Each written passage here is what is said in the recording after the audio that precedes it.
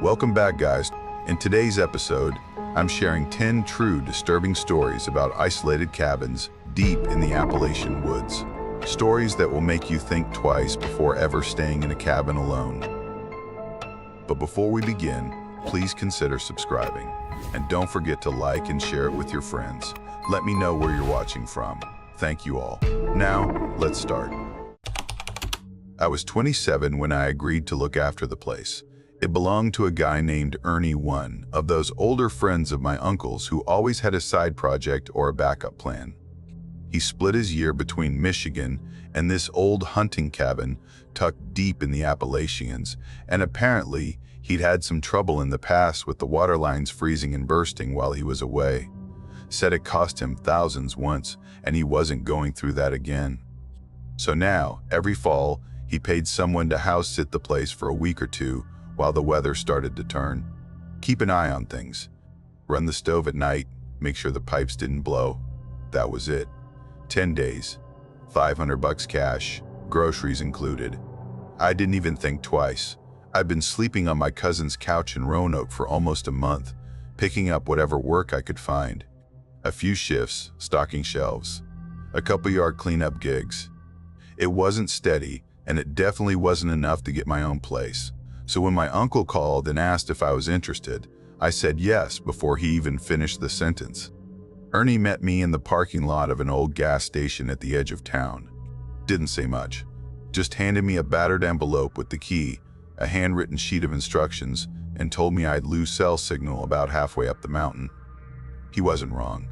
The paved road turned to gravel after a few miles.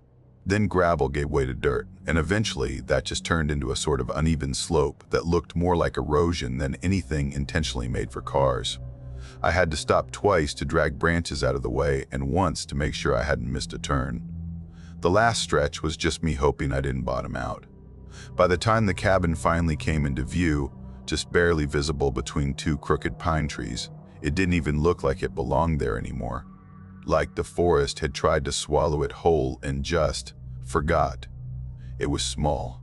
One room, a wood stove in the corner, a twin-size metal bed frame with a sunken mattress, one dusty bookshelf, and a couple of mismatched chairs around a table that looked older than me. There was a little outhouse off to the side and a spigot on the wall that only worked if you remembered to flip a switch in the crawl space first. It was exactly the kind of place someone like Ernie would be proud of.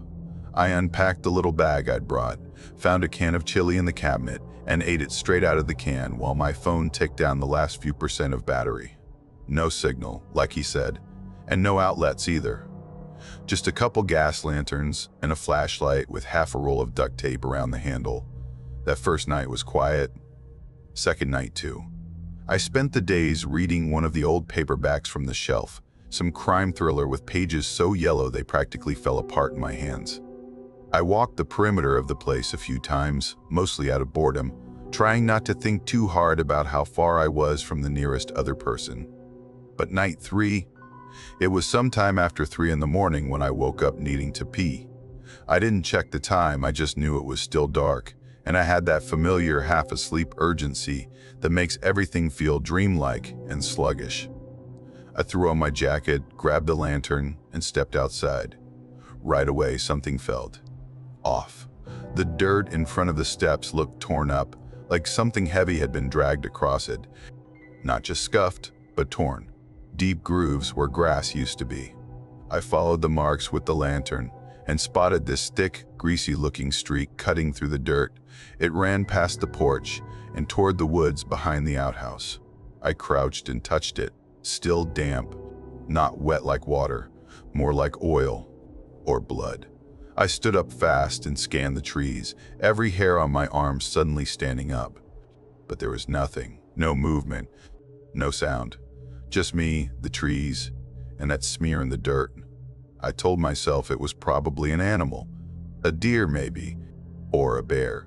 Something big, sure, but animals did weird things sometimes. No need to overthink it.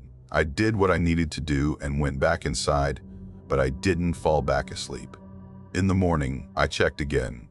The smear was still there, only dry now. But around it, the dirt had shifted. That's when I saw the footprints. bare feet, human, long toes, deep impressions, spaced far enough apart that whoever made them had to be tall, and they weren't just passing through. They circled the cabin, not randomly either, deliberately. Wider arcs around the perimeter, a few closer to the porch, like someone had been pacing around, watching, and that was the part that really got to me. Because there was no one else up here, no nearby cabins, no campsites, no roads, no trails, nothing, just me, and now, apparently, someone else. That night, I didn't sleep. I sat with the lantern off, rifle across my lap, watching the front window. At 2:50-something, I saw him, movement at the edge of the clearing. He came in, slow, swaying, pausing every few steps. He was naked, not just unclothed, bare, covered in ash or dirt. His skin looked gray. His arms hung stiff at his sides, fingers twitching every few steps, like they weren't fully under his control.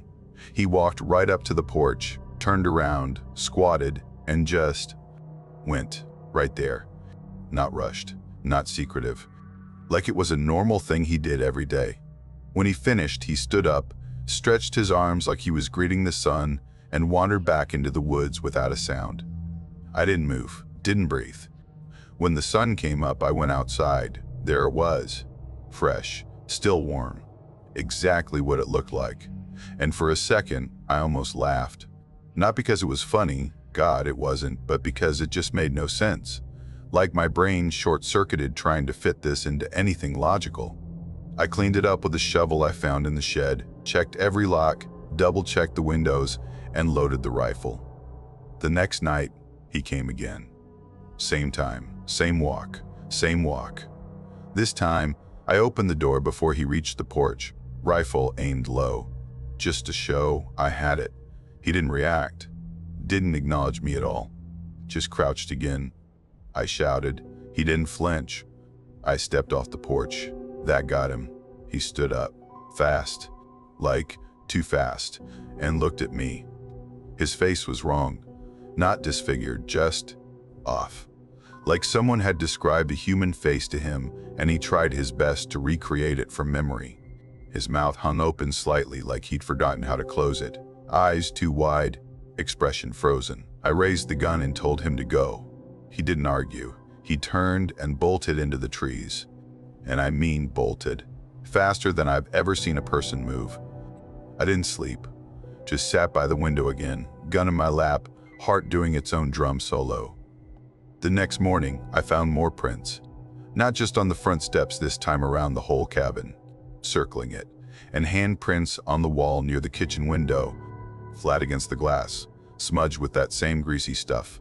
That should have been enough. But I didn't leave. I didn't want to call Ernie and admit I'd bailed. Didn't want to be the guy who got scared off by a naked lunatic with a fondness for pooping on porches. So I stayed. Night 6, he didn't show up at the porch. Instead, I woke up to a tapping sound, soft, repetitive, like someone lightly drumming their fingers on a table.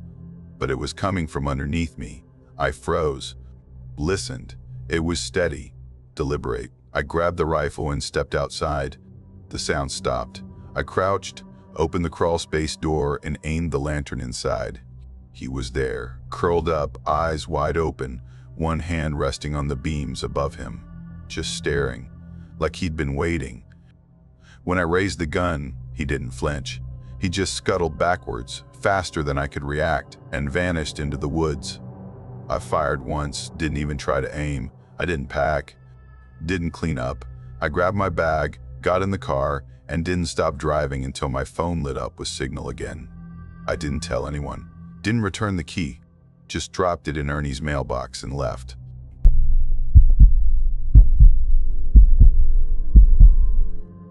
The cabin belonged to my uncle, though he hadn't been up there in, I don't know, probably over 10 years. He offered it to me for a week, said I could use the quiet. I'd just dropped out of college, and I guess the family thought I needed space to figure myself out. He framed it like a favor. To him, the place was just sitting there anyway, so why not let someone use it? Honestly, I just wanted to disappear for a bit. Not forever, just long enough to not have to explain things to anyone. I didn't want to keep answering the same questions or hearing the same well-meaning advice. The idea of being unreachable had a certain appeal.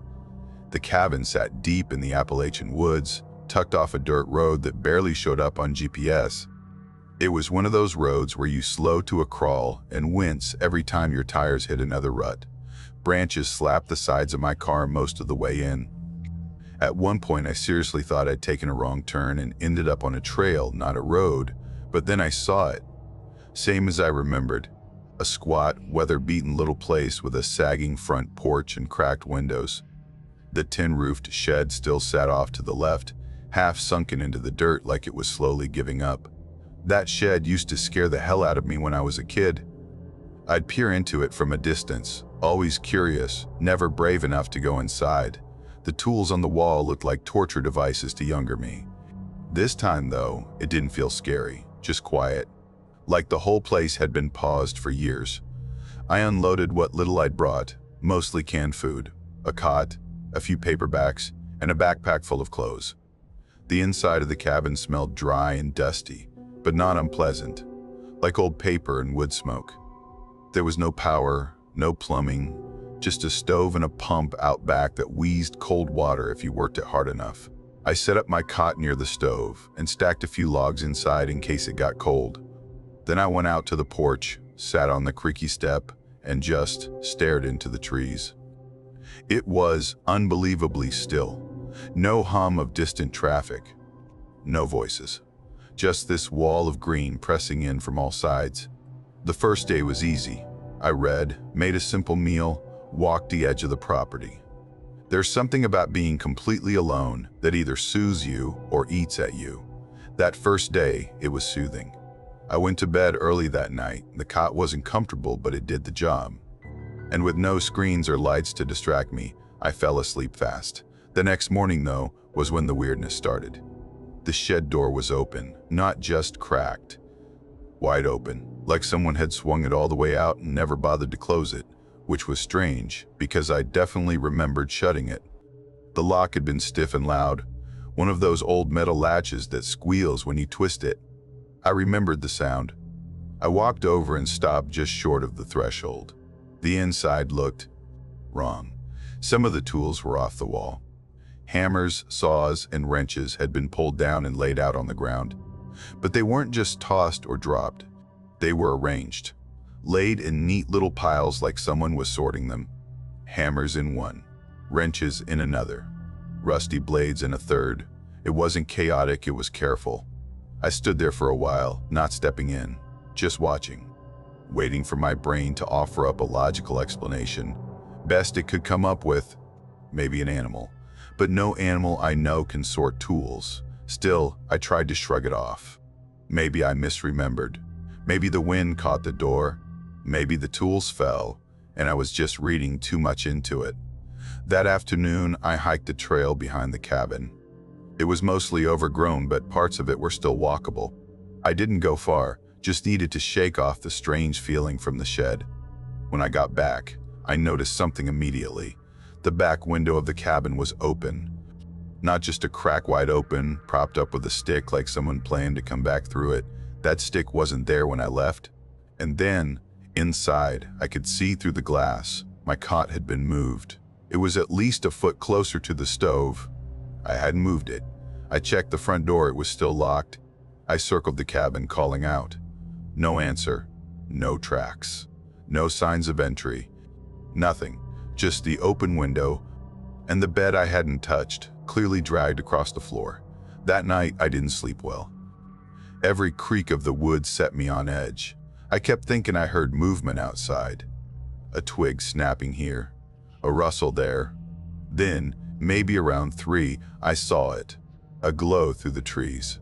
I sat up, squinting at it. It wasn't the sun, not that early. It wasn't lightning. It was orange and steady. I got up, pulled on a jacket, and stepped outside barefoot. Didn't even grab a flashlight.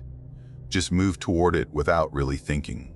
What I saw was deliberate. A fire. Small, carefully built, ringed with evenly spaced logs like someone had been sitting around it. But no one was there. I stood just beyond the light, watching, waiting, but nothing happened. No voices, no shapes, no movement, and then the fire just went out, like a switch flipped. No hiss, no smoke, just gone. I walked to the spot, stood where the flames had been. It was still warm, still smelled faintly of burnt wood. Then I looked down. The ground was soft, dirt and pine needles. My own prints were easy to spot, but there were others, barefoot, smaller than mine, circling me, not leading toward the fire, around it, around me. I backed away slowly, didn't run, didn't speak, just made my way back to the cabin and locked the door behind me. I didn't sleep after that. By dawn, I knew I was done. I started gathering my things, trying to move fast but stay calm. When I stepped into the shed one last time, something new stopped me in my tracks. The tools weren't in piles anymore. They'd been built into something, wired together, wrapped with copper and cloth. It looked like art, or a trap, or something halfway between. And in the middle, 2 propane canisters, upright, tied with cord. The wires fed into them, bent nails, pieces of metal sticking out at strange angles. It didn't make sense, but it felt intentional. It felt recent. I remember whispering out loud, "This is new." That's when I ran, back into the cabin, snatching my duffel from the corner. I was ready to sprint out the door, but then I saw the stove. Its door was open, and inside, someone had jammed a toaster into the firebox. The cord had been stripped down into copper strands, fanned out like antennae. Taped to the side was the face of a clock. No casing, just the face. The hands were glued at 7. I stood frozen. My breathing went shallow.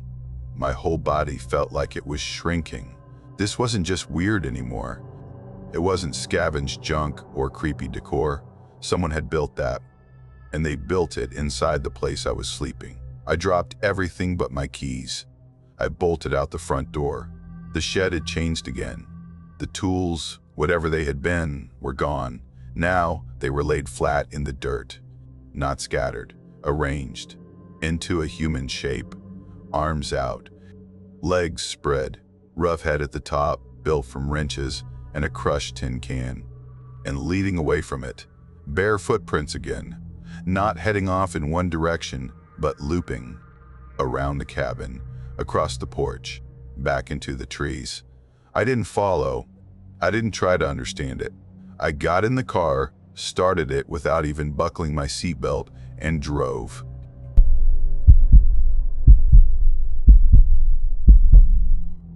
I'd rented this small cabin buried deep in the Appalachian woods, thinking it'd be the perfect place to disappear for a while.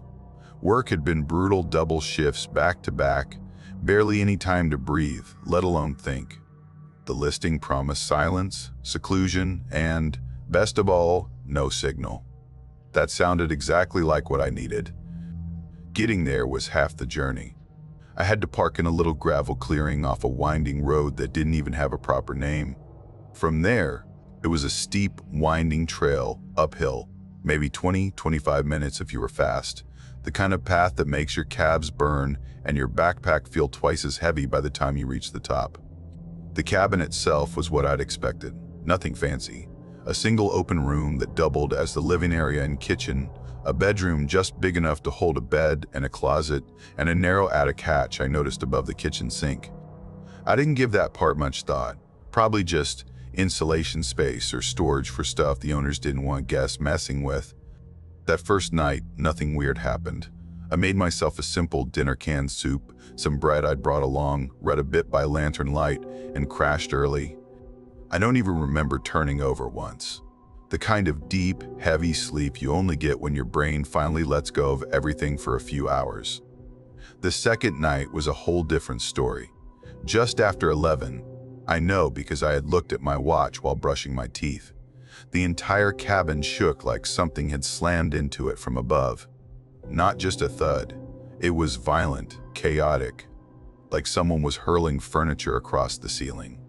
The walls rattled, the mugs in the sink clinked hard enough that one tipped over, and I could feel the vibrations through the floorboards. I stood in the middle of the room, toothbrush still in hand, staring at the ceiling like I expected it to cave in. But here's the thing, there's no second floor, just that crawl space. The noise didn't last more than a few seconds, but it was enough to lock me in place. I didn't move for what felt like 5 minutes after it stopped, just listening. No footsteps, no voices, no more movement. Just silence. In the morning, it felt easier to rationalize. Probably an animal. Maybe a raccoon fight or something heavier, coyotes. A bear? It didn't make a lot of sense, but it was easier to tell myself that than to stew over the alternative. I figured I'd check the attic later when I felt braver. Spoiler, I didn't. Instead, I decided to head down the trail to the general store near the base of the ridge. I needed to restock on a few things anyway. Bottled water, snacks, batteries for the flashlight. It was a quiet hike, the kind that usually calms you down. The trees were so thick in some spots it felt like early evening even though it was just past noon. There wasn't another soul on the trail. By the time I hiked back up, I was sweaty, tired, and ready for another night of nothing. Then I got to the cabin and stopped dead in my tracks. There was a man on the porch. More accurately, he was stepping out from behind the side of the cabin, like he'd been waiting there. He was tall, well over 6 feet, with long limbs and hollow-looking cheeks, the kind of face that makes you think of old photos from another era. And in his hands were 2 of the grocery bags I had just brought up from the store. "I figured you could use some help," he said casually, like we knew each other. Only we didn't. And those bags? I hadn't even opened the trunk yet. They'd been zipped up the whole time. I didn't know what to do. My heart was hammering in my chest, but I didn't want to show it. So I forced a nod, murmured thanks, and watched him stroll right inside like he lived there. He unpacked the bags onto the counter methodically. Not like someone helping out, more like someone taking stock. He opened every drawer, peeked into the cabinets, checked the fridge. At one point, he crouched in front of the wood stove and looked inside, like he expected to find something, and the entire time, he kept glancing toward the bedroom door. I didn't say anything at first, just stood there with my back to the wall, trying to breathe through the rising panic. But eventually I managed to speak. "That's enough," I said, voice a little shaky. "I can handle it from here." He didn't reply, just kept moving around like he was measuring the place, memorizing it. Then he started walking toward me, slow steps, no rush, just this steady, quiet approach. My hand moved on its own, reaching behind me toward the hatchet I'd left on the counter earlier. I'd used it to split kindling that morning and never bothered putting it away. He noticed. His eyes dropped to the blade, then back up to me, his mouth pressed into a tight line. "Got somewhere to be," he muttered, turned around and walked out. I didn't waste a second. Slammed the door shut, threw the bolt, and leaned against it, trying to keep my hands from shaking. I managed to call my brother after fumbling with the phone for a full minute. He lives about 3 hours away. Told me to stay locked in, keep the phone on me, don't go outside for anything. That night, he kept calling the landline in the cabin. It never rang. When I picked it up, it was dead. I didn't sleep. The third night, I was curled up on the couch, trying to stay awake, when I heard shouting outside. Not close, somewhere down the trail. At first, I thought I was imagining it, but then I saw lights, lanterns, flashlights, moving through the trees. Then he came into view, same man. This time he looked even worse. His face bloodied, one eye swollen shut, his shirt ripped to the waist. He was screaming, not at the cabin, but at 2 deputies trying to hold him up. He fought like a wild animal, kicking, twisting, shouting that he wasn't going back. It took both officers to drag him down the trail. I stayed up the entire night, hatchet across my lap, staring at the door. Morning came like a relief. I remember thinking, okay, he's gone now. They've taken him away. That has to be it. Around mid-morning, I forced myself to go outside. The water pump was around the back of the cabin, and I hadn't showered in 2 days. I walked slow, scanning the woods, half expecting something to leap out. And then I saw him again. He was leaning against the railing of the pump like he'd been there all night. His face was bruised, swollen, lips cracked, cigarette dangling from the corner of his mouth. He didn't say anything, just stared at me. I backed away. one slow step at a time, keeping my eyes on him. When I made it to the door, I locked it and didn't move from that spot until I called my brother. He told me he was already on the road. I sat there for hours, hatchet in hand, barely blinking. Every time the floor creaked, I froze. Every gust of wind outside made me jump. When my brother's truck finally rolled up the trail, I looked out. The man was at the edge of the trees, still watching, and as the truck approached, he vanished. Just stepped backward into the woods and was gone. My brother didn't even ask questions. We drove straight to the general store, and he bought me a shotgun without hesitation. I kept it loaded next to my bed for the rest of the week. I never saw the man again.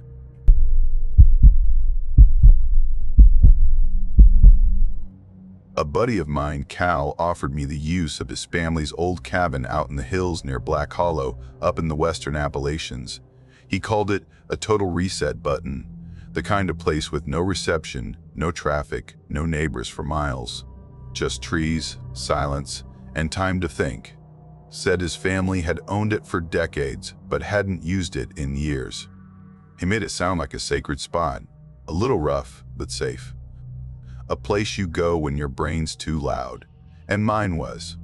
So I said yes, packed a few days worth of food, clothes, a paperback I'd already read twice, and hit the road on a Tuesday afternoon. The drive out was longer than I expected. Lots of winding roads with no signage, and at one point I stopped at a gas station that looked like it hadn't updated its inventory since the 80s. Bought a Coke and asked the guy at the register if he'd heard of Black Hollow.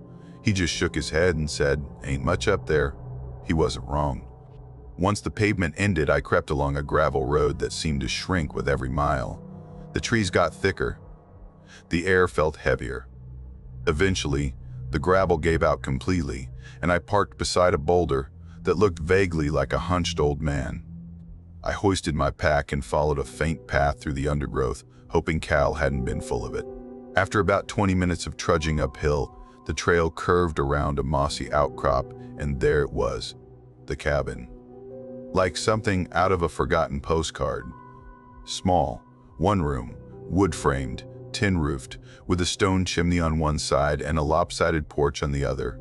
Some of the boards looked warped, but the structure was intact. Felt like it had been dropped there decades ago and left to settle into the trees. I stepped inside, dust on the table, cobwebs in the corners. A cast iron stove, a single cot, a chair with one arm partially broken, and a lantern sitting dead center on the table. The air smelled like wood smoke and old leaves. I opened the window shutters and let in some light. Even cracked, it felt cozy, safe. Like the kind of place where nothing had ever happened. And I liked that idea. That night, I cooked beans over the stove, drank the rest of that gas station Coke with dinner. I sat by the table, lantern flickering, listening to the gentle pop of the fire. Didn't check my phone once, didn't feel the need to. After a while, I stretched out on the cot and let the silence pull me under. Best sleep I'd had in months. No dreams, no tossing or turning. Just blank, uninterrupted rest. When I woke up, it was already light outside. I checked my phone out of habit, but there was no signal, of course. Didn't even bother trying to send a message.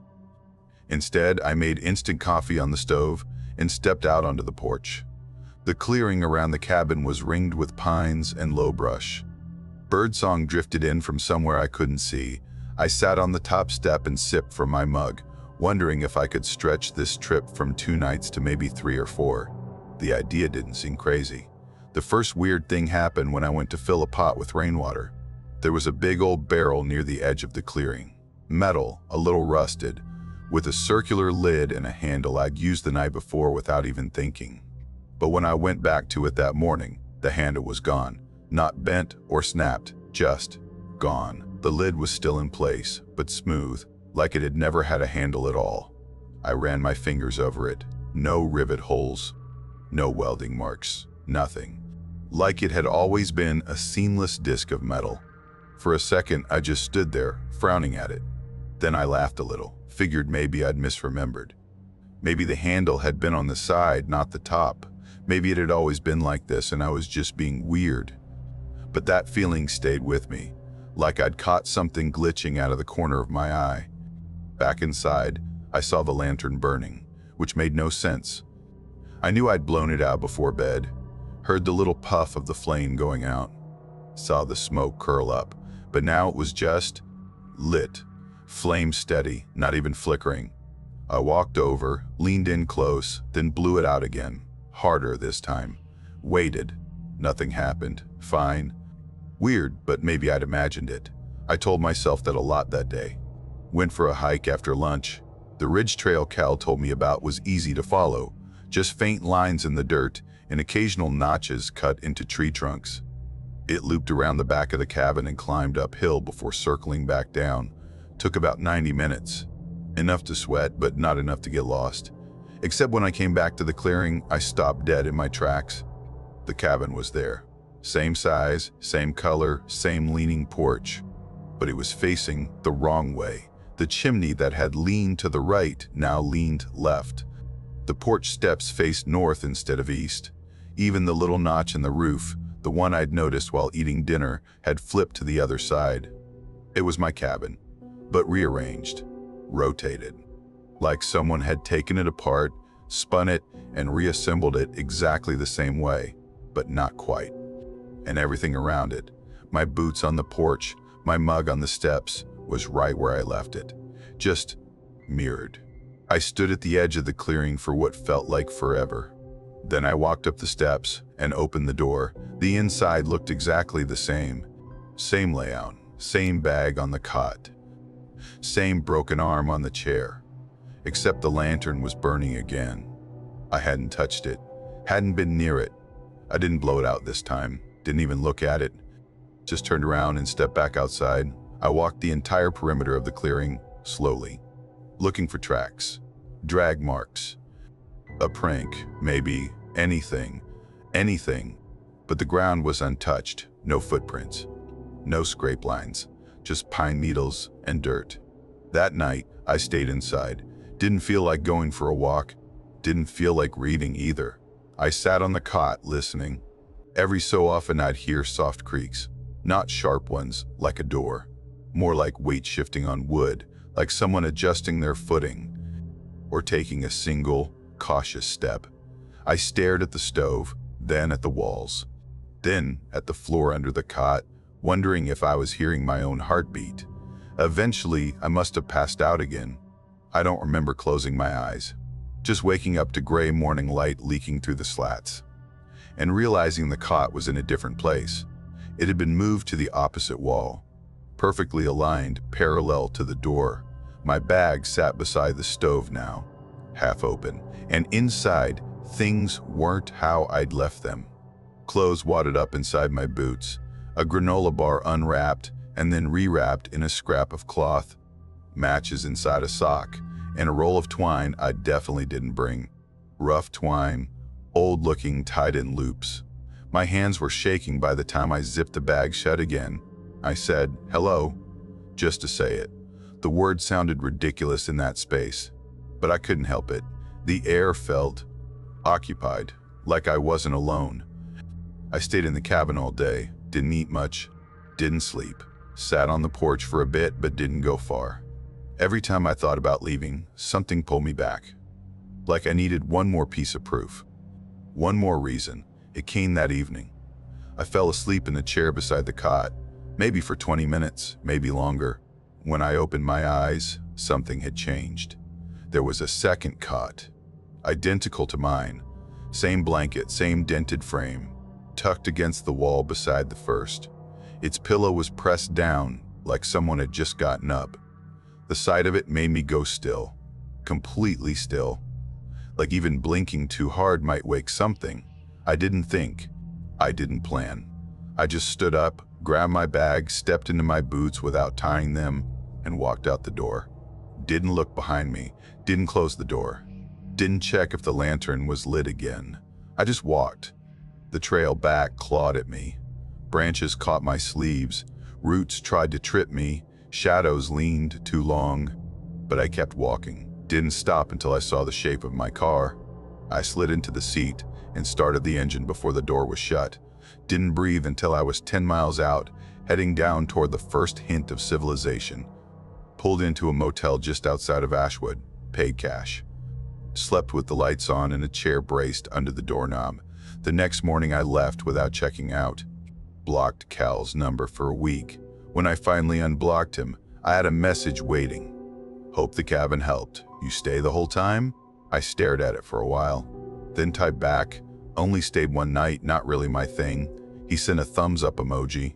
Never asked anything else. I never offered, because I know what I saw.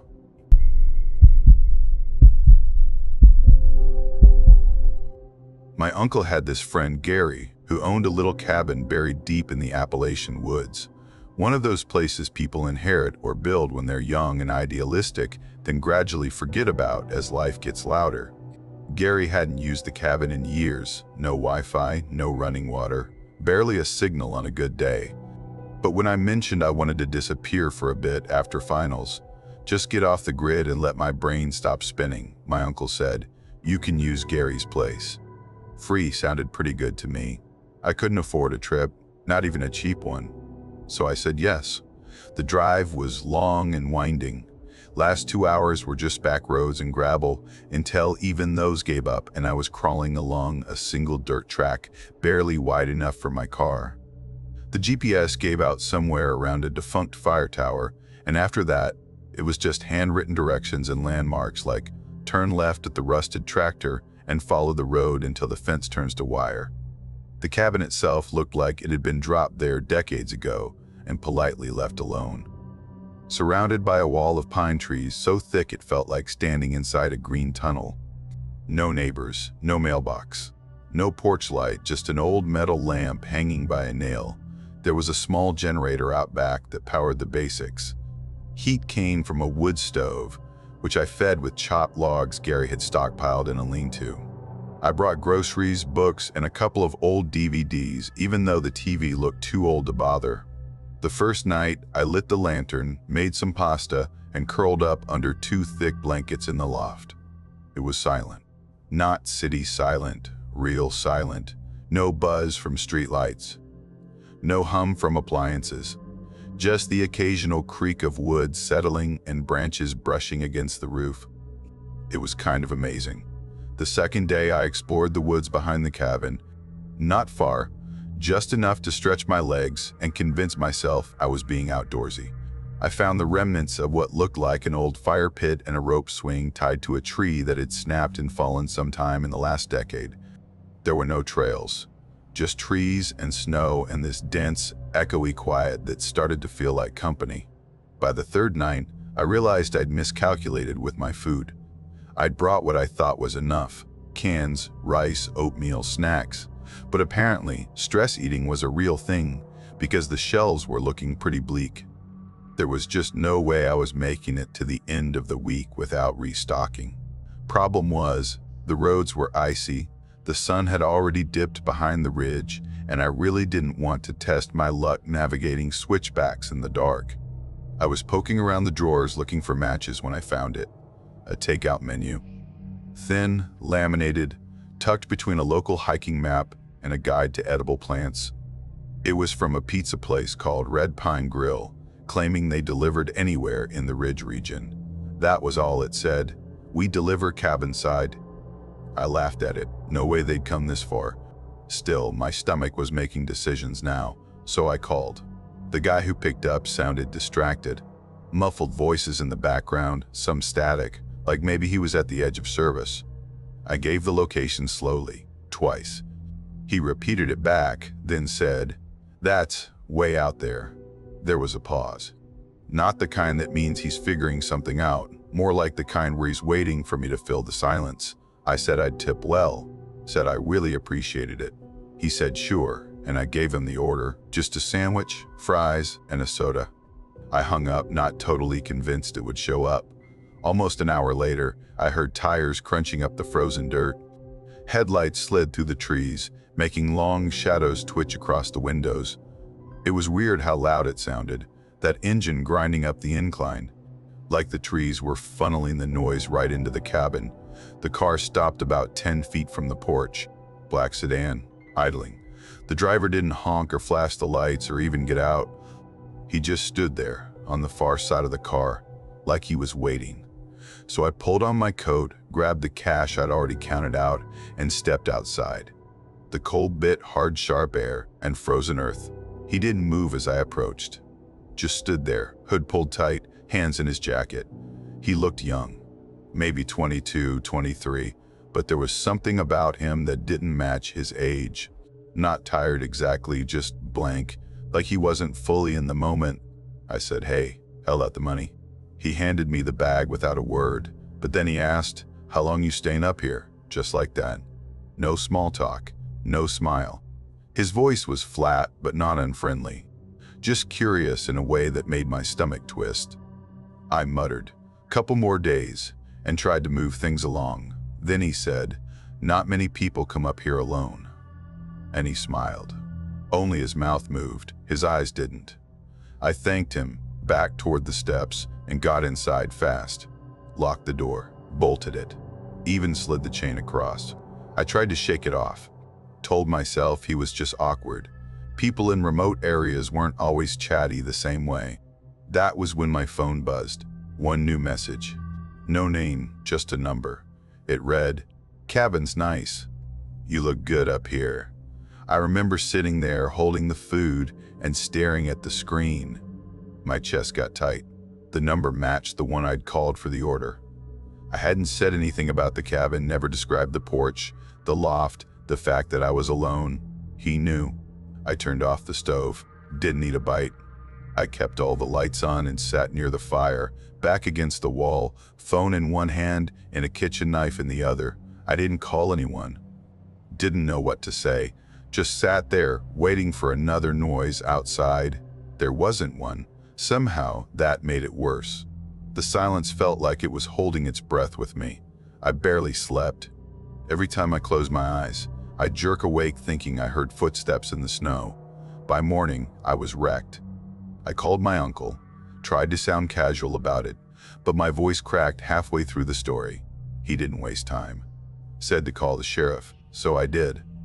A deputy named Wallace showed up that afternoon in a tan truck with a cracked windshield. He was older, probably mid-50s, polite in a way that felt practiced. I showed him the message, told him about the guy. He wrote it all down. Then he asked if I wanted him to contact the restaurant. He said the driver could lose his job. And I hesitated because it felt dramatic, overblown, until he said, "Do you feel safe knowing he has your number and knows where you sleep?" That hit different. I told him to go ahead. Wallace nodded once. Said he'd take care of it. The next morning, I left. Didn't finish the week. Didn't look back. Stayed with my parents for a while just to reset. But after 2 weeks, I felt like maybe I'd let the whole thing get too big in my head. So I drove back. The snow had started to melt. The trees were bare now, less threatening. But something about the cabin felt different. The front lock was shiny and new. The window on the north side had plywood nailed over it, like a square eye sewn shut. I hadn't heard anything about damage. No one had called. I phoned my uncle, and he called the sheriff's office. They said a county worker had driven up to check the propane tank a few days after I left and found the window shattered and the front door latch busted. Nothing taken, but something had clearly tried to get in. They boarded it up and replaced the lock, just in case. Inside, it was exactly how I left it. Blankets folded, mugs in the sink, books on the table, untouched, which made it worse, because someone had broken the window and forced the lock, and then walked away. Didn't steal, didn't vandalize, just came inside. For what? I walked to the patched window, ran my fingers along the edge of the plywood. It was smooth, freshly sanded. I imagined someone standing right there watching me sleep in the loft, moving quietly so the floorboards wouldn't creak. He had my number, he had my location. He knew how far I was from anyone who could help.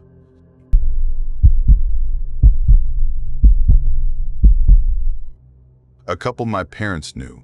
Lyle and Miriam owned this little cabin way out near Wilburn Hollow, somewhere deep in the woods between nowhere and forgotten. They were headed to Canada for a week and asked if I could house sit while they were gone. Feed the stray cat that sometimes came by, keep the pipes from freezing, that kind of thing. It sounded like the easiest thing in the world. I had just finished a semester of school and was looking for an excuse to disappear for a while, so I said sure. They gave me directions printed out on a piece of paper because GPS dropped out halfway there, and I packed up my truck with a week's worth of food, some old paperbacks, and a bag of clothes. By the time I reached the place, the sun was already dipping low.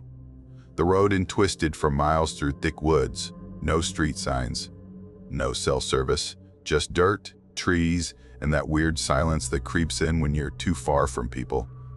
The cabin itself was small but solid. 2 rooms, a porch, a little woodshed out back. Everything smelled like pine and old books. I dropped my bag inside, opened a can of chili, and ate it standing up. That first night, I couldn't sleep much. It wasn't fear, just quiet, too quiet. Every small sound, wind nudging a shutter, floorboards creaking with the cold felt amplified, but nothing happened. The next couple of days fell into a rhythm. I'd wake up late, make eggs, read by the window, maybe split some firewood or walk the narrow trail behind the shed. I didn't see a single person, no planes overhead, no cars in the distance. It felt like time stopped. On the 4th day, things shifted. I was walking back from the shed with an armful of logs when I saw them, boot prints in the mud near the porch. Big ones, wider and longer than mine, and I'm not exactly small. They came from the tree line, crossed the grass, and stopped right at the front step. No prints leading away, just up to the door. I stood there for a long minute staring at them, waiting for some part of my brain to make it make sense. I thought maybe they were old, maybe Lyle had made them before they left, but they looked sharp, fresh, edges crisp, no debris blown into them. I went inside and locked the door behind me. Didn't even realize I was doing it until I heard the click. That night, I did more. I latched the deadbolt, slid the chain across, and jammed the wooden chair under the knob like something out of a horror movie. I knew it looked ridiculous, but I didn't laugh, didn't even smile. Next morning, I woke up early. The first thing I noticed was the cold. The second was that the door was open, not wide, just cracked. Chain undone, deadbolt turned, chair moved aside like someone had stepped inside and then left everything just slightly out of place. Right there on the floor was a single muddy print, pointing inward. My chest went tight. I stood there staring at it, heart hammering in my ears, waiting for the moment everything around me would shift back into normal. But it didn't. Nothing was missing. No furniture moved, no broken glass. It was the silence again that scared me more than anything, like the cabin was holding its breath. I told myself I'd made a mistake, hadn't locked it properly. Maybe I dreamt setting the chair there. I knew I hadn't. The next few hours crawled by. I tried to read but couldn't focus. Tried to cook but burned the eggs. Finally, I figured I'd do something physical, chop more wood, stay outside. I worked for hours, building a new stack against the shed wall. When I came back out after a break, every single log was gone from the pile. Not missing, scattered. The logs were strewn across the grass like someone had walked by and kicked them all out of place one by one. Some even tossed into the brush. It was too random to be wind, too deliberate to be an animal. I stood there, breath fogging in the cold air, arms limp at my sides. Then I walked back inside and locked the door again. Didn't touch the wood. That night, I made pasta and sat at the table trying to feel normal, trying not to look at the door too often. That's when I noticed the salt shaker. It was upside down in the exact center of the table, not spilled, just balanced there, bottom up. I hadn't touched it since I got there, hadn't even used salt. I stared at it for a long time, trying to work up the nerve to flip it over. Eventually, I just got up, left my plate, and went to the bedroom. I dragged the dresser in front of the door, found a hammer in the drawer, and nailed the window shut, 3 nails across the bottom frame.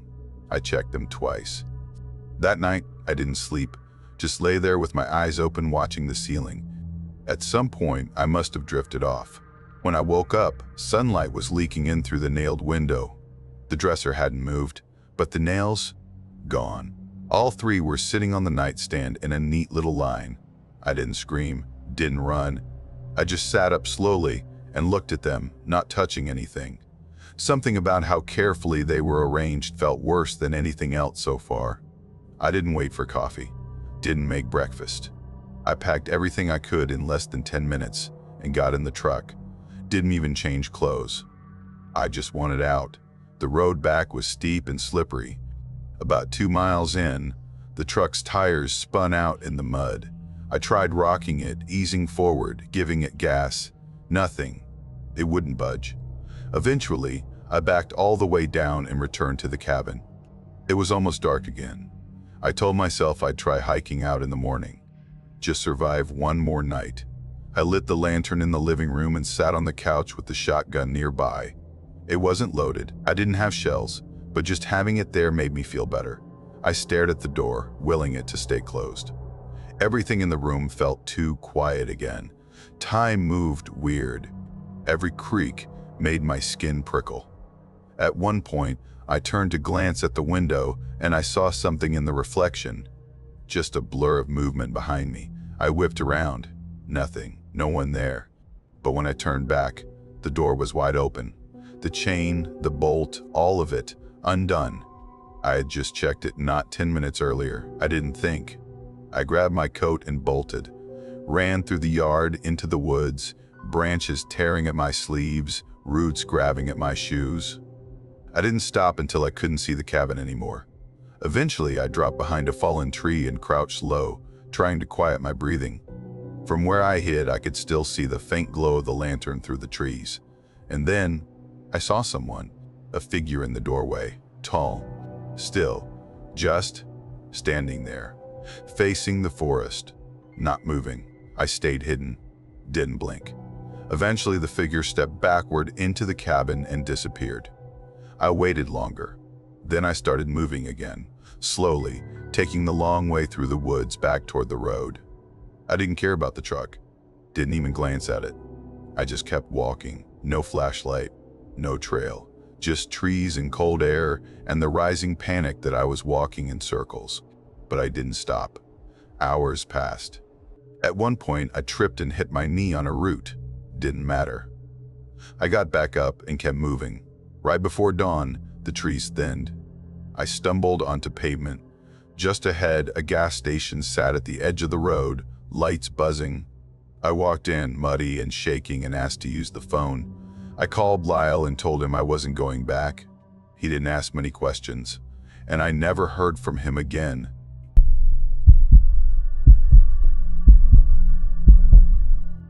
I'd rented this cabin in a place called Redstone Hollow, somewhere way out in the Appalachian woods, where the GPS gives up halfway and the gravel roads start doing that washboard thing that rattles your teeth. I'd found it online, buried in some listing site that looked like it hadn't been updated in a decade. No Wi-Fi, no cell signal, but the pictures were nice, cozy one-room cabin with a loft bed, bookshelves full of old paperbacks, and nothing around for miles. It looked perfect. I needed somewhere quiet to finish my research notes, and this seemed like the kind of silence you can't fake. No traffic, no neighbors arguing through the walls, just me and the trees. The gravel track that led to the cabin was almost a mile long, twisting up through dense woods. By the time I reached the clearing, my little sedan sounded like it was about to fall apart. But the cabin itself, it was better than I expected. Simple, worn, but solid. Inside, there was a small table under the window, shelves sagging with dusty novels, and a ladder that led up to a cramped loft with a mattress and a reading lamp. It smelled faintly like cedar and old paper. Honestly, I felt good about it. There was a kind of peace to being that far removed. The first night was calm. I unpacked my bag, laid out the stack of notes I needed to organize, and climbed into the loft before it even got fully dark. Fell asleep fast. There was nothing but insects chirping and the occasional distant hoot from an owl. Felt like the middle of nowhere in a good way. The second day, I got to work. Spent a few hours going through old documents, highlighting sections, scribbling in margins. Took a short walk down the gravel track after lunch, just to stretch my legs. When I came back, one of the chairs had been pulled out from the table, not crooked like I'd bumped it, fully pulled out like someone had been sitting there. I stared at it for a while. Tried to remember if I'd moved it and just forgotten. Eventually convinced myself I had. It's not hard to lose track when you're focused, right? Later, I saw a mug sitting on the counter with a faint ring of condensation under it.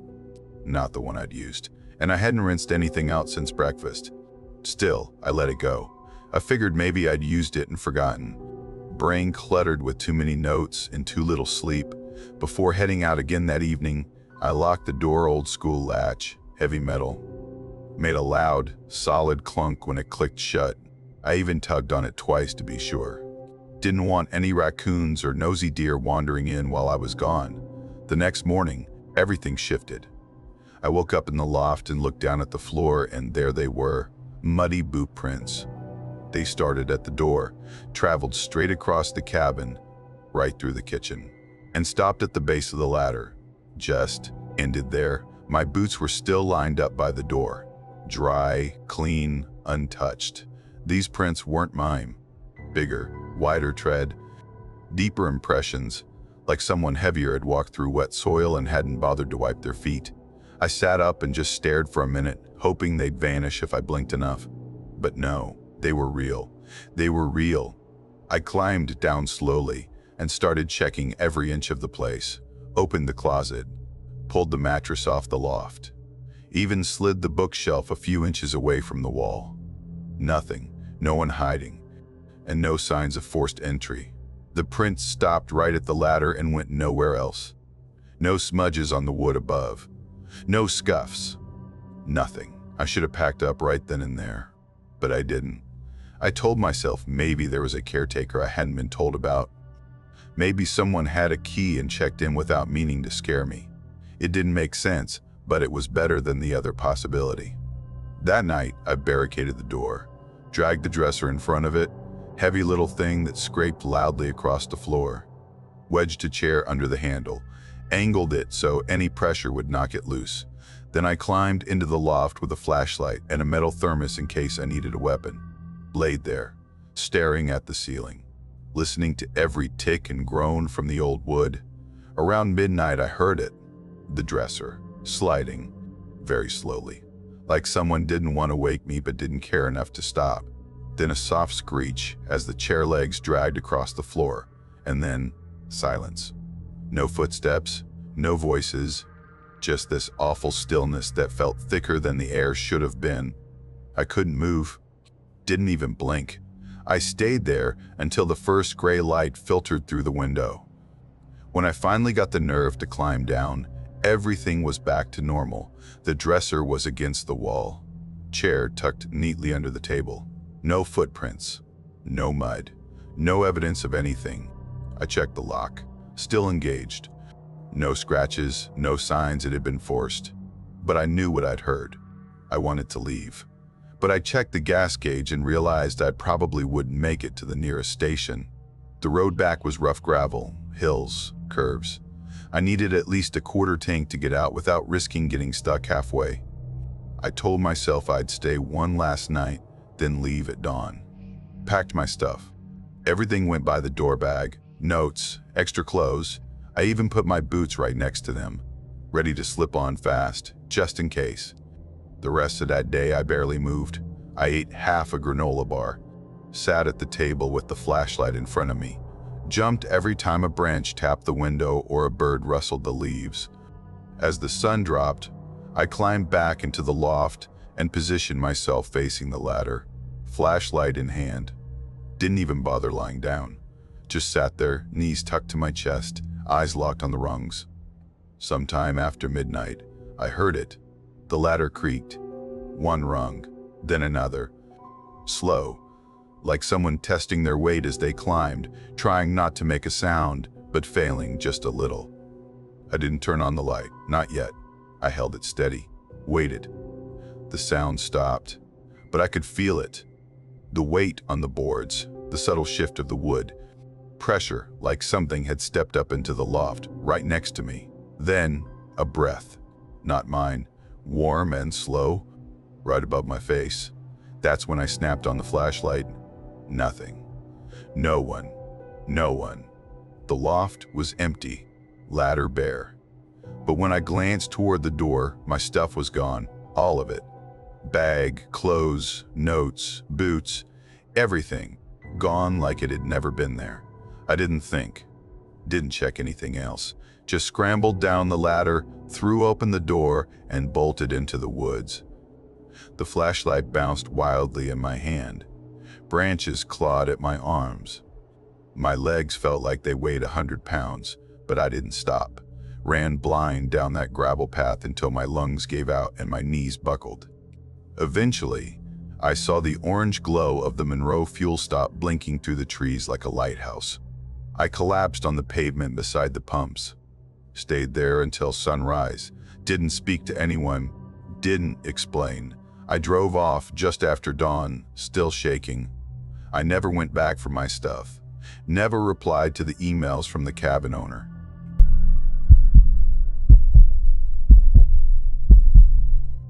A buddy of mine, Caleb, offered me his family's cabin for the long weekend. Said it would be good for me, quiet, no neighbors, no signal, no distractions. He said it like he was doing me a favor, like he could see I was running on fumes and just didn't want to say it out loud. I'd just gone through a breakup, work had been chaos, and I hadn't really slept well in weeks. So I said sure, told him thanks and packed a bag that same night. The drive out started normal enough. Highways, gas station coffee, a playlist that kept me from overthinking. But once I got past the last town, it felt like the road gave up trying to be a road. Asphalt turned to gravel, gravel turned to dirt, and then it was just two ruts through trees that scraped the sides of my car. Branches reached low enough to thump the roof, and the deeper I went, the quieter everything got. Even the birds seemed to go mute. It wasn't spooky, not yet, just remote. Like the kind of place that stopped existing the second you turned your back on it. The cabin sat in a small clearing, hunched in the middle of waist-high grass like it was trying not to be noticed. It looked old. Not charming old, but tired old. The wood had gone that sun-bleached gray like bones left out too long, and the porch tilted slightly to one side like something had shifted underneath it years ago, and no one ever bothered to fix it. There was a rocking chair on the porch, faded and splintering, and I swear it moved just a little when I got out of the car. Just enough to catch my eye. No wind though. Inside it was one room. Everything you'd expect from a cabin like that. Wood stove, narrow bed, single table with two mismatched chairs.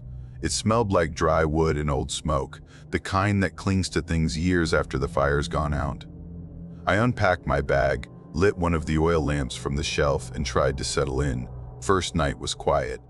I made a basic dinner, canned soup and crackers, and read a dog-eared paperback I found by the bed. Sometime after 11, I stepped out onto the porch just to breathe in the night. That's when I saw the light. Way off through the trees, just barely visible, was this steady glow. Not flickering like fire or moving like a flashlight, just one pale, solid light. It blinked once, a slow, deliberate blink, and then it was gone. No other buildings had been marked on the map Caleb gave me, and I hadn't passed a single house after leaving the main road. That part stuck with me longer than it should have. I stayed there for a minute, just watching the dark where the light had been, until the cold finally nudged me back inside. Next morning, I decided to explore a bit. Behind the cabin was a narrow trail, not marked, not maintained, but clearly worn from years of use. I figured maybe it led to a creek or an overlook or something worth the walk. The forest felt tighter than it had the day before, like the trees had shuffled a little closer overnight. The path wound around rocks and between thick brush, and after maybe a mile or so, I turned back. When I reached the clearing again, I stopped. There were no footprints behind me.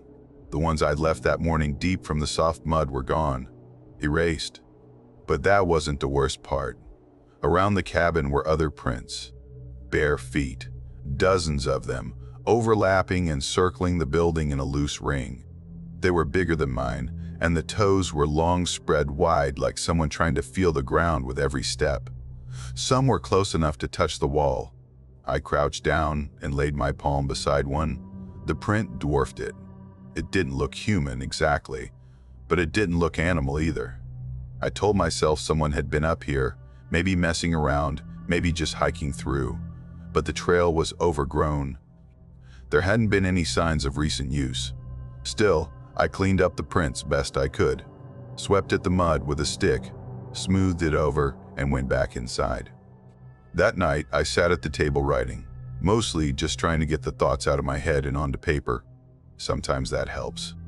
But then the porch creaked. Not once, not from settling, but step after slow step. Like someone pacing, back and forth, right in front of the door. The sound was too clear to mistake. Measured. Rhythmic. I didn't move, pen still in hand. Halfway through a sentence, I just listened.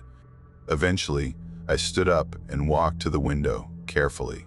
The porch was empty, but the rocking chair was moving again. This time, not just a twitch. It swayed in that slow, steady way you see when someone's just stood up from it. I locked the door. Twice. Wedged a chair under the knob and sat on the bed with the notebook clutched like a weapon. I don't know when I fell asleep. I only know I woke up because the creaking came back. But this time, it wasn't pacing. Just one slow step. Pause. Another. Then silence. I sat up and stared at the door. Didn't even blink. When everything went still, I finally got up. Crept to the door, barefoot on cold wood. The handle was turned all the way down. Not halfway, not bumped. Fully down, like someone had gripped it, twisted, and let go. But the door was still shut. Locked. I didn't sleep after that. By morning, I'd made up my mind. I was done. Whatever this was, real or imagined, I wasn't going to stick around for round 3. I spent the morning collecting firewood, mostly to keep myself busy while I talked myself down. Told myself I was just worked up, sleep deprived, overreacting. When I came back inside with an armload of wood, the notebook was gone. It had been right on the table. I tore through the cabin looking for it, checked under the bed, behind the stove, even in my bag. Nothing. I stepped outside, and there it was, propped against the rocking chair, open to a blank page. It was like someone or something was trying to remind me I wasn't alone. That night, I lit every lamp in the place. Sat in one of the chairs, notebook beside me, phone in my lap, even though I knew there was no signal. The woods were dead quiet. No wind, no insects, no rustle of animals, just stillness. Then the light came back. It moved this time. Not fast, just floating between the trees. It didn't wobble or flicker. It glided, soft and pale, like a bulb dangling from an invisible wire. It drifted closer until it reached the edge of the clearing, and stopped. I couldn't move, couldn't breathe. It felt like it was watching me, not with eyes, but with intention, like I was being studied. Then, in an instant, it was gone, just blinked out. No warning, no fade. I didn't sleep. When the sun came up, I waited an hour before opening the door. The rocking chair had been turned around to face the cabin. On the seat was the notebook, open again. But this time the page wasn't blank. Scrawled in jerky, uneven letters were 3 words: "You were seen." That was it for me. I didn't pack, didn't grab my bag, just walked out, left everything behind, and got in the car. The engine struggled for a second before it turned over, like even it didn't want to leave. I didn't look back, didn't check the mirrors. I just drove until the trees gave way to sky and I hit pavement again.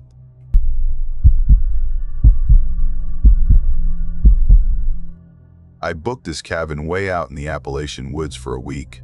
Wanted to unplug, clear my head, and not see or hear from anyone for a while. The listing said it was remote, meant for people who needed true silence, and they weren't kidding. No other cabins nearby, no cell service unless you drove half an hour back down the winding gravel road to this one random turnout, or your signal might flicker to life.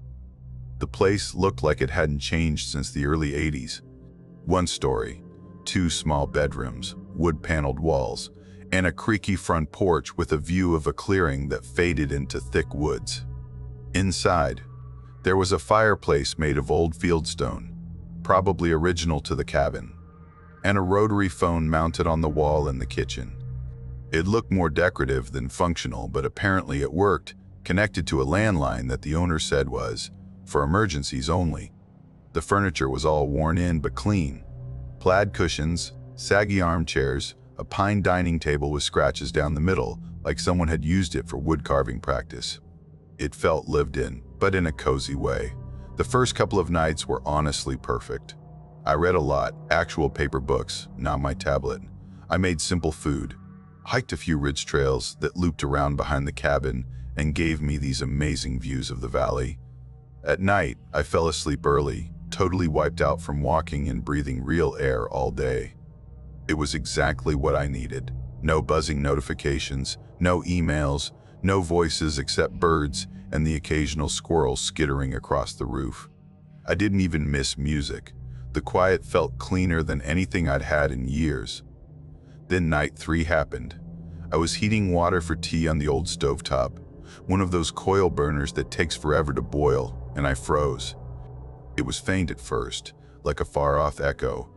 I figured it was an animal, some kind of long, high-pitched sound bouncing off the trees, maybe a coyote or even just the wind through the branches.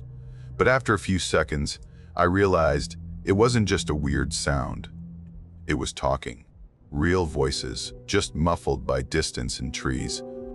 I stepped out onto the porch barefoot and stood there, straining to hear. It was definitely people. Not one person, 2, maybe 3. A man and a woman arguing. Their voices carried across the hollow with this weird clarity that didn't make sense at that distance. It was like they were yelling into a tunnel that aimed directly at the cabin. The man's voice came in first, rough and angry. "You think I won't?" he shouted. "You think I can't?" Then the woman snapped back, just as loud. "You don't know me," she screamed. "You don't know what I can do." It sounded like they were right in front of each other, maybe just a few feet apart, full-on screaming. No hesitation, no embarrassment, just raw fury echoing through the trees like it belonged there. And somehow, that made it worse. There was this unnatural sharpness to the way their voices bounced through the woods. I couldn't see anyone out there, but the sounds kept rising. Yelling over yelling, their words clashed, interrupted, slammed into each other. The man cursed. The woman shrieked. Then there was a thud, heavy, final, like something big hit the dirt. I grabbed the railing without meaning to. It went silent for a beat. Then a new voice cut in. A second man. "You see what you did, you idiot?" he shouted, sounding closer. The woman shouted back, something jagged and unintelligible, and suddenly all 3 were screaming over each other. It turned into chaos. No clear words, just rage and panic. My stomach flipped. There weren't supposed to be any other cabins out here. I'd checked. No other rentals listed in the area, no trails that connected this place to anything else. Just miles of trees. I told myself to go inside, lock the door, let it pass, but I didn't. Instead, I did something stupid. I picked up a chunk of firewood from the stack and slammed it down hard against the porch railing. The crack echoed like a rifle shot, and everything stopped. Every voice, every sound. The woods went still in a way that felt too perfect, like the air had frozen. I stood there holding that piece of firewood like a bat, heart beating in my ears. Then the yelling came back, but this time it was aimed directly at me. A man's voice shouted up through the trees. "Hey, you got something to say?" Then the woman screamed, "Stay out of this!" The sound came through sharp and hard, like a slap. Not vague, not random, like they knew exactly where I was. I backed into the cabin fast and shut the door. Threw the latch closed and slid the deadbolt into place. Then I sat down against the wall, in the dark, holding my breath. I listened. The voices were still out there, but fading. They moved deeper into the woods, not toward me, but not away either. Just sideways, vanishing into the trees. Eventually, the silence came back, longer this time, full and thick. I waited, an hour maybe, long enough that I convinced myself they'd kept walking, that it was some campers arguing, a couple who got lost. Something stupid and explainable. I left the lights off, crawled into bed, and pulled the covers up even though it wasn't cold. I was just starting to drift off when I heard it. A knock. Slow. 3 knocks, evenly spaced, like someone counting out loud in their head. I held my breath, Then another 3. I got up, heart in my throat, and crossed the floor quietly. The boards creaked under me like they were trying to give me away. I stopped at the door, didn't open it, didn't touch it, just listened. Then I whispered, "Who's there?" Nothing, only silence. Then another knock, same rhythm. There was a narrow strip of glass next to the door with a curtain drawn tight over it. I moved the edge of the curtain with one finger and looked. 3 people stood in the clearing, 2 men behind, 1 woman in front. She was the one knocking, gently, knuckles brushing the wood. The men stood stiff, hands in their jackets, like they were holding something or hiding something. I didn't move. Then the big guy stepped forward. He looked like a statue built out of stone, massive, shaved head, thick beard, a tattoo crawling up one side of his neck like ivy. He hit the door hard, fist like a sledgehammer. The whole frame jumped. Then again, louder. The glass vibrated. He leaned in close until his face was inches from the pane and his breath fogged up the window. His mouth moved slowly. "Open the door. Open the door. Open the door," again and again. Each time slower and more deliberate, like he was reciting something. I backed away, hands shaking, and ran to the kitchen. The phone was still mounted to the wall. I picked it up. Click. There was a dial tone. I whispered to the dispatcher, told her what was happening as quietly as I could. Told her there were 3 people outside, knocking, trying to get in. She stayed calm. Said deputies were already on the way. Told me to stay quiet and stay low. I crouched in the bedroom with the phone pressed to my ear, trying to breathe through the pounding. The guy outside hadn't stopped. "Open the door. Open the door. Open the door." Over and over, like a prayer. The woman just stood there, hand on the door, eyes fixed straight ahead. The second man never moved, never spoke. Hands buried in his jacket like his fingers were glued there. I sat like that, phone clutched in both hands, knees locked, listening. The banging never got faster, never slowed down. Just that steady rhythm, like they could have kept it up all night. Then headlights. They swept across the clearing like a spotlight. 2 cruisers pulled in, tires crunching on gravel. The figures didn't run, they didn't even flinch, just slowly turned their heads toward the lights. The deputies shouted at them firm and loud. Only then did they back away from the door, slow and silent. They didn't speak, didn't argue, just let themselves be taken. The officers brought me inside, asked what happened. I told them everything, every detail I could remember. I asked if they knew who those people were, if they'd come from somewhere nearby. The deputies just looked at each other, said there weren't any other cabins in that direction, no hikers registered, no missing vehicles, nothing. The road in was a dead end. They shouldn't have been there at all.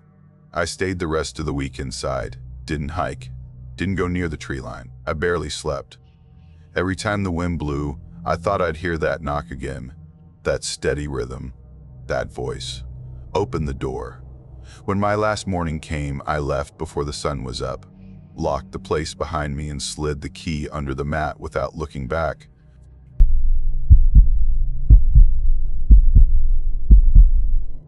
That summer, my uncle offered me his old cabin tucked deep in the Appalachian woods, said it'd be good for me to get away from everything for a while, clear my head, focus, breathe. He made it sound like a peaceful retreat, said no one would bother me. And he wasn't wrong about that part. He hadn't used the place in years, not since he messed up his hip and started spending winters in Florida. But the cabin had been in the family for decades. He always talked about it like it was some sacred place, untouched and perfectly preserved. Offered it to me like a favor. And honestly, at the time, I was grateful. City life had been grinding me down. My lease was ending, my job was going nowhere, and I had enough saved up to take a couple months and figure things out. I'd always wanted to write something longer, something real, but I'd never had the time or the quiet. So the idea of disappearing into the woods for the summer felt right. I packed my beat-up Corolla with the basics, clothes, groceries, my laptop, a stack of notebooks, way too many instant noodles. I left early in the morning and followed my uncle's directions off the main roads, then onto narrower gravel paths, and finally onto a single dirt track that twisted like a snake through the trees. It took almost an hour to reach the clearing. And when I got there, yeah, it was beautiful. Quiet in a way that didn't even seem possible. No cars, no neighbors, no power lines, just a solid little cabin sitting on a rise, looking out over a deep hollow surrounded by dense trees in every direction. It had a tiny porch with 2 creaky chairs and a lopsided table that looked like it had been sanded by the wind. No Wi-Fi, no service, not even a bar, just the cabin and me. I unloaded the car, got the key out from under the porch stone where my uncle said he'd left it, and stepped inside. It smelled like old wood and dust, but everything was still in place. Pots hanging above the stove, books on the shelf, even a ratty throw blanket folded on the little couch. I checked the stove, tested the pump out back, lit the lanterns just to be sure. Everything worked. The first night was uneventful. I made some rice, sat on the porch with a notebook, and let the quiet settle in. It was the kind of silence you don't realize you miss until you're drowning in it. No traffic, no phones, just the wind moving through trees and the occasional pop of the porch wood settling under its own weight. That's when I noticed it. On the opposite ridge, just visible through a break in the trees, was a small shack. More like a box, really. Bare wood. No paint. One single square window set high up on the wall. No chimney, no path leading to it, just sitting there, staring back across the hollow. I squinted at it for a while. Didn't see movement, didn't see smoke or tools or anything to suggest it was being used. Figured it was an old hunting blind, left over from when this area had more traffic. I didn't think much of it at the time, it was just there. The days started blending into each other in that way they do when you're on your own. Wake up with the sun, make coffee on the stove, go for a walk along the trails behind the cabin, come back, write a little, read, maybe sketch some things in my notebook. Sometimes I'd just sit on the porch for hours, not even doing anything, just watching the light move across the trees. I tried not to stare at the shack, but it was always in the corner of my eye, always facing me. One evening, maybe 4 weeks in, I stepped outside after cleaning up from dinner. Had my lantern in one hand and a towel in the other. I leaned on the porch railing like I always did, but something felt wrong. Not a noise, not a shadow, just a tightness in my chest. That kind of stillness you don't notice until you're inside it.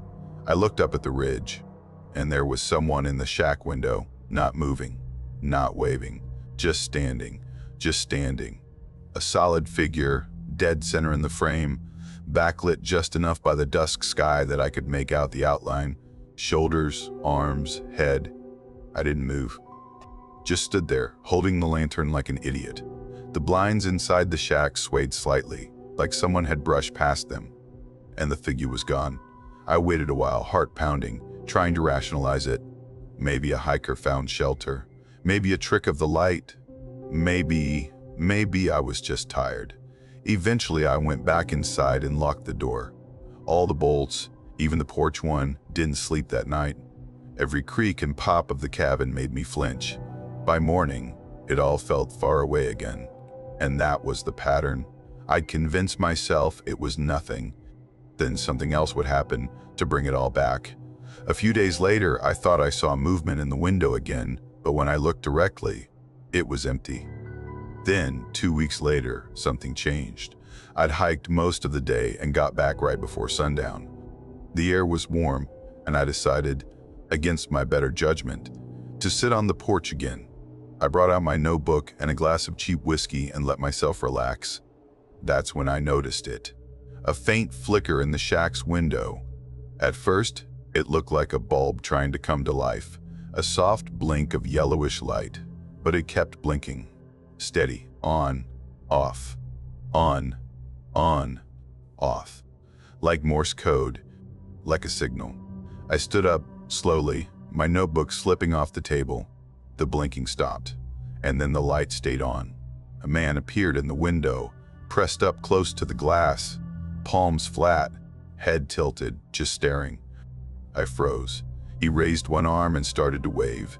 Slow, exaggerated, like he had all the time in the world.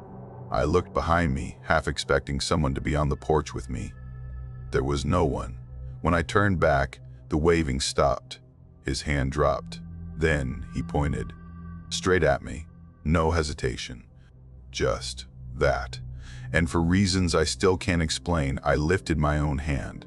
Not to wave. More like a nervous twitch. He dropped his arm. Stood still. Didn't move again. I backed into the cabin and bolted the door, then sat with my back to it until the lantern burned out. Didn't sleep. Didn't blink. Didn't blink. Just listened. The next day, I tried to stay busy. Chopped wood until I couldn't feel my arms. Brewed tea I didn't drink. Rearranged shelves that didn't need rearranging. I told myself it was just some lunatic playing games. But that night when I stepped onto the porch again, something was waiting. On the table next to my chair, a square of pink paper, taped down neatly, perfectly aligned with the table's edge. I hadn't left anything there. I hadn't brought out paper. I hadn't brought out tape. I stared at it for a long time before stepping closer. It was a smiley face, drawn in ink, but instead of regular round eyes, it had stars. 2 little, 5-pointed stars where the eyes should be. I picked it up. It felt fresh, like it hadn't been there more than a few minutes. I crushed it in my fist, went back inside, and burned it in the stove until it was nothing but curled black ash. Then I bolted every lock I could find, closed the shutters, and waited. For 2 more nights, I kept the lantern burning until morning. Nothing else happened. No more lights, no more notes. But I couldn't stop thinking about how that paper got there. I knew I'd locked the door that morning. I always locked the porch bolt too. There were no signs of forced entry, no footprints, nothing missing, just the note, waiting for me like a gift. 2 days later, I packed everything I could carry and left before sunrise.